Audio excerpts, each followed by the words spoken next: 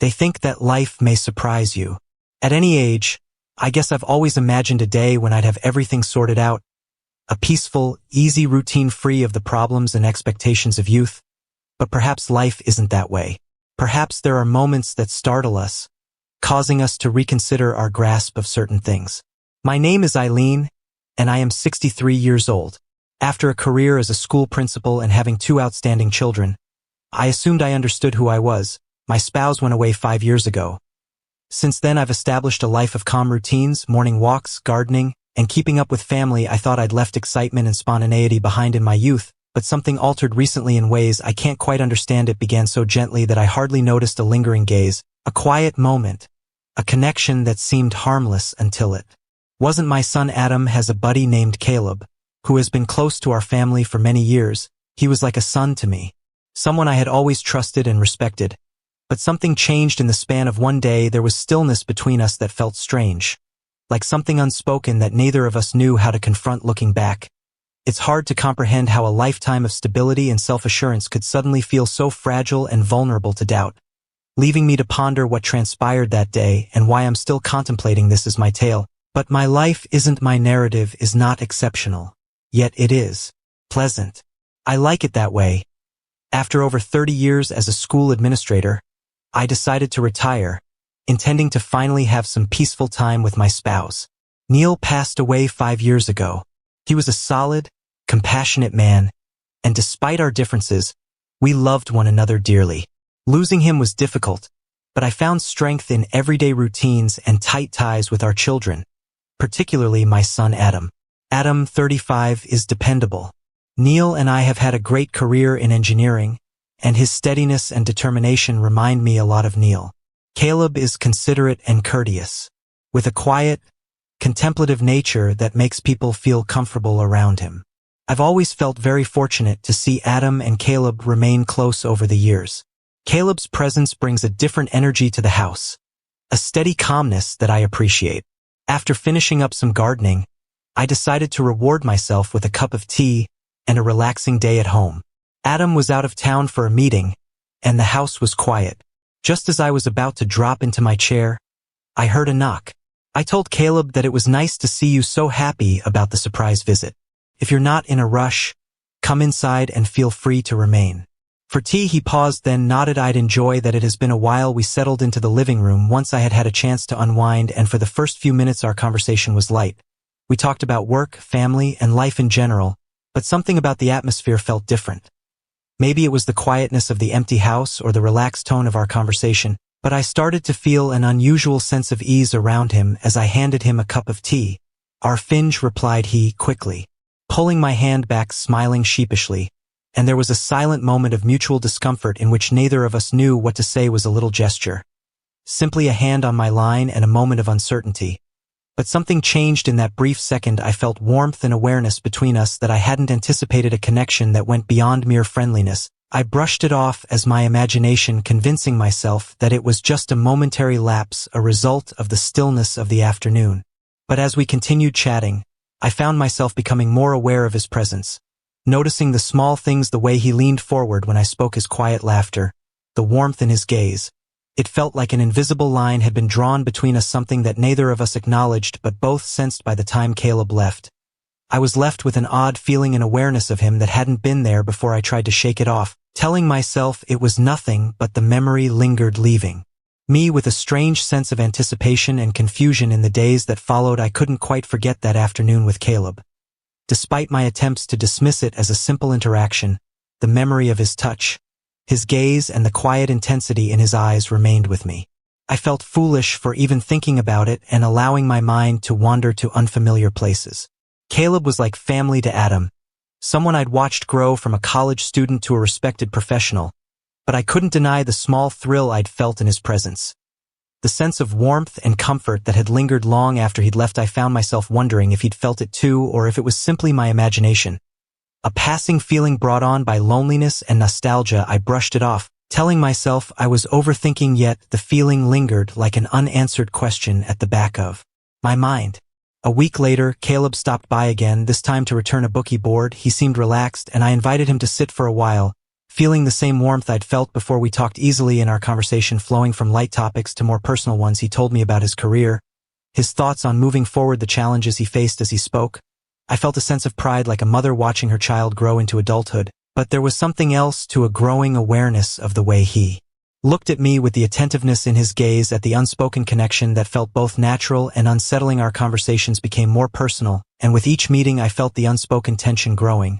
It was subtle, a quiet understanding that neither of us acknowledged, but both felt. I tried to convince myself it was nothing, simple friendship, but deep down I knew there was something more, a feeling I hadn't expected and didn't quite know how to handle. Over the next few weeks, Caleb's visits became more frequent, and each time he stopped by, I felt a mix of excitement and guilt. I loved his company and looked forward to our chats as well as the warmth and understanding he brought into my life, but I was also becoming more uneasy. There was a quiet fear that I was going too far, allowing myself to develop feelings that weren't appropriate for our relationship. One evening, as we sat in the living room discussing an old family photo album, I realized just how much I'd come to enjoy his presence. We sat in the living room discussing an old family photo album. I realized just how much I'd come to enjoy his presence. We laughed over memories and shared stories, and for a moment I felt a sense of companionship I hadn't felt in years. But as he leaned in to look at a photo, his arm brushed against mine and I felt my heart race.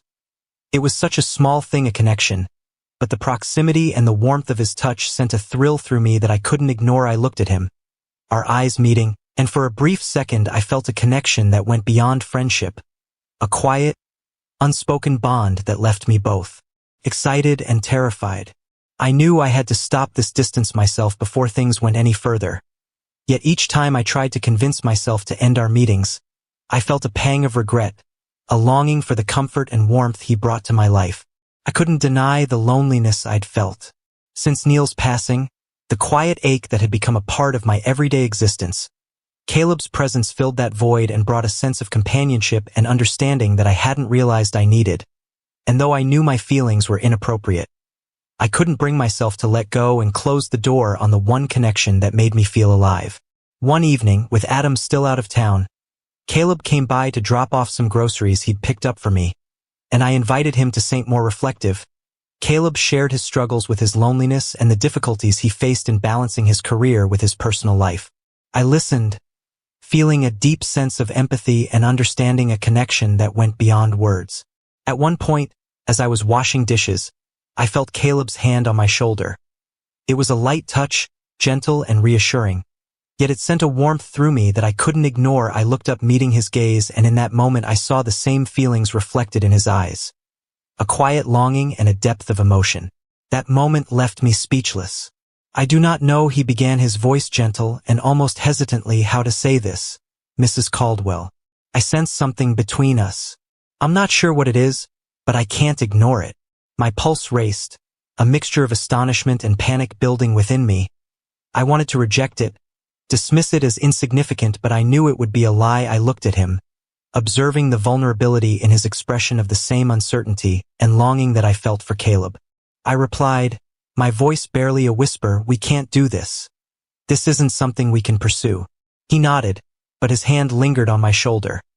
A quiet reassurance that spoke of his own confusion. We stood there in silence, both of us grappling with the weight of our emotions and the reality of the boundary we'd silently crossed. After a long moment, he stepped back, his expression filled with regret. I'm sorry, Mrs. Caldwell.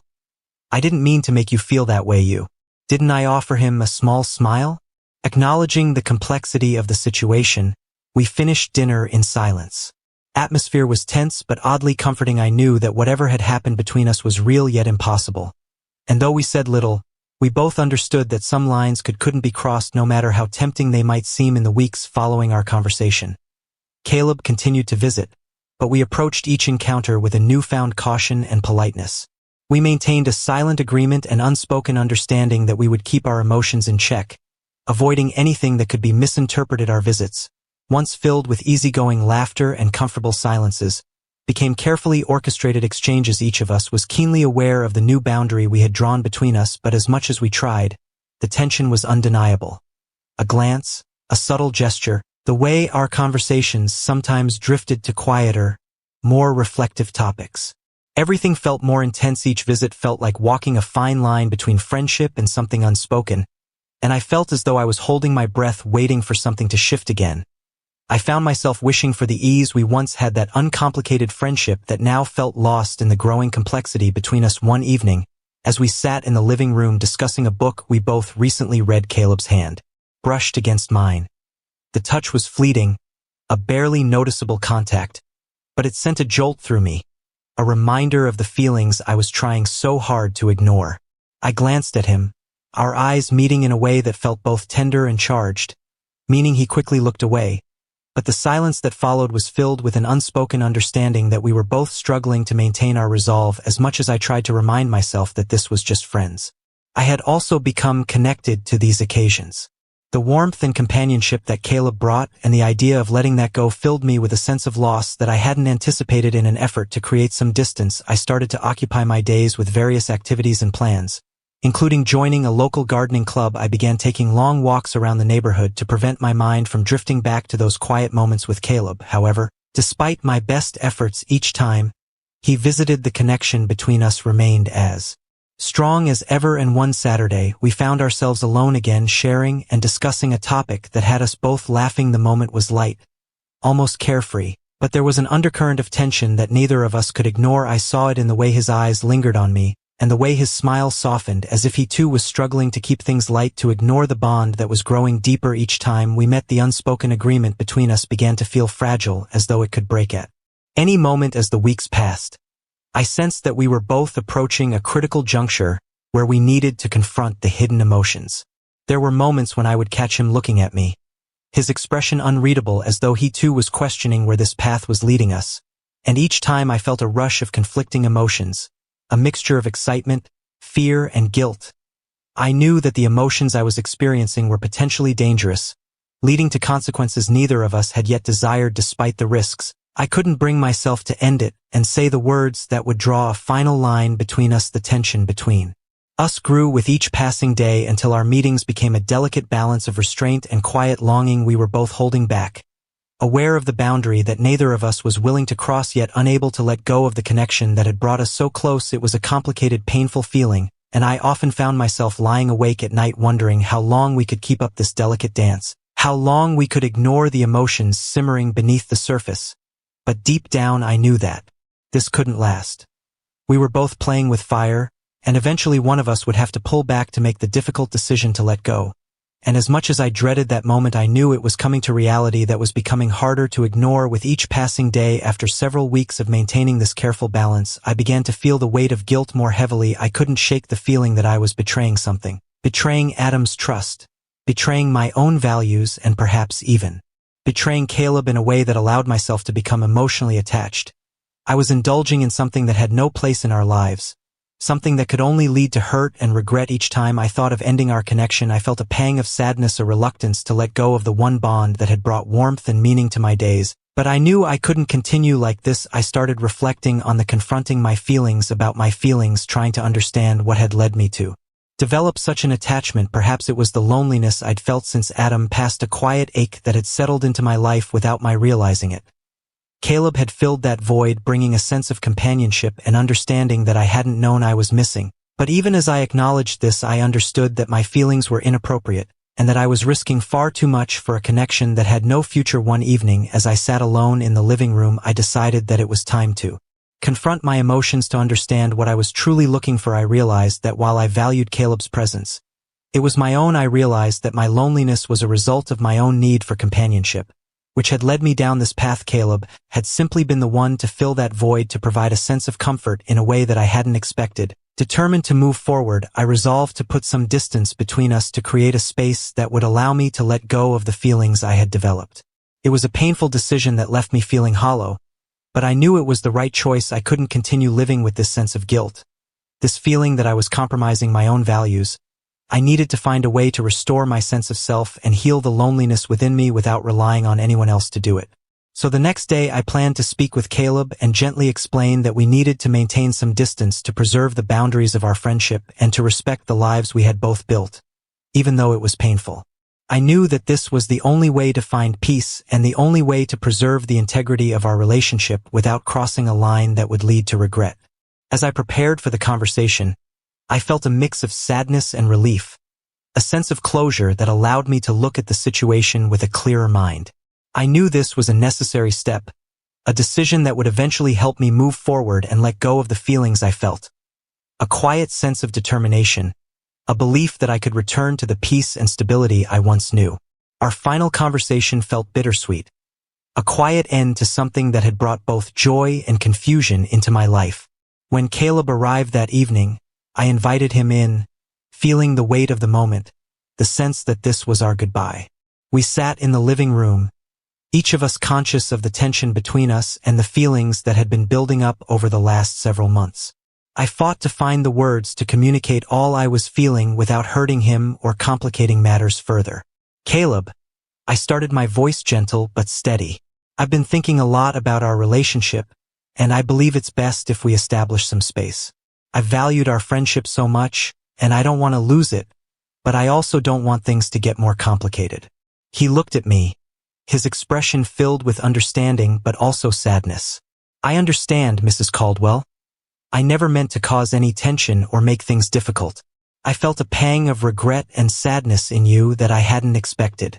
Caleb, you haven't done anything wrong. It's just that I believe I became too attached, and I need to take a step back to focus on finding that sense of peace within myself. He softly nodded for a brief moment. There was a hush between us, a silent acknowledgement that our meetings were coming to an end, marking the end of a chapter that had been both significant and filled with unsaid emotions. I'll miss you, he said, his voice barely more than a whisper, and I responded, I'll miss you. Too, I felt a lump form in my throat, but this is for the best. It's what we both need. We shared a long, silent look at each other.